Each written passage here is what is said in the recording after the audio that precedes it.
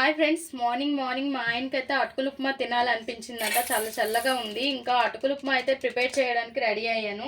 దోశ వేస్తానంటే దోశ వద్దు అన్నారు. సో ఇంకా అటుకులు ఉప్మా అడక్కడక్క అడిగారు కదా, చేద్దామని చెప్పి ప్రిపేర్ అయ్యాను అనమాట. ఇంకా అటుకులు నీట్గా ఒక్కసారి చల్లించేసి, అంటే డస్ట్ ఏదైనా ఉంటే చల్లించేసి ఒకటి రెండు సార్లు క్లీన్ చేసేసుకొని పక్కన ఉంచుకోవాలి.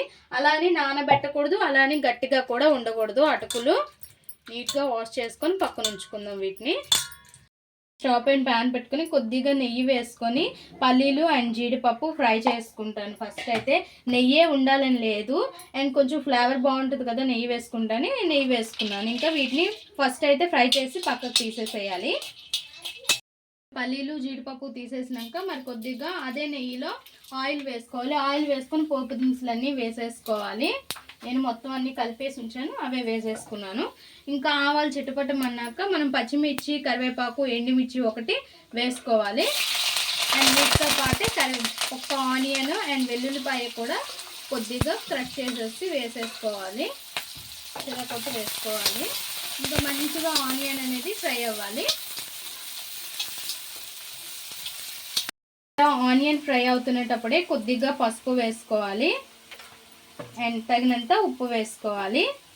ఇంగువ ఉంటే వేసుకోండి, లేని వాళ్ళు లేదు. ఇంగువ ఉంటే కొంచెం టేస్ట్ అనేది బాగుంటుంది అండ్ జీర్ణానికి కూడా మంచిది. కొద్దిగా వేసుకున్నాను. ఇంకా కొద్దిసేపు ఆనియన్ అనేది ఫ్రై అవ్వాలి. మరి కొద్దిసేపు ఇంకా మంట అనేది లోలో పెట్టుకొని మన అటుకులు ఉన్నాయి కదా నానబెట్టుకునేవి, వాటిని వేసేసి మంచిగా అంతా ఉప్పు, కారం, పసుపు అన్నీ పట్టేలా చూసుకోవాలి. కారం వేయలేదు, సారీ, పచ్చిమిర్చి వేసాం కదా సరిపోద్ది.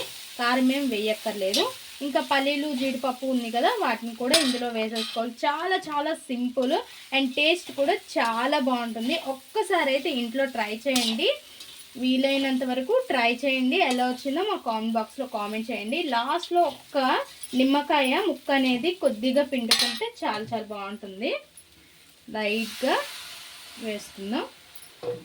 అంతే, రెడీ మన అటుకులు ఉప్మా.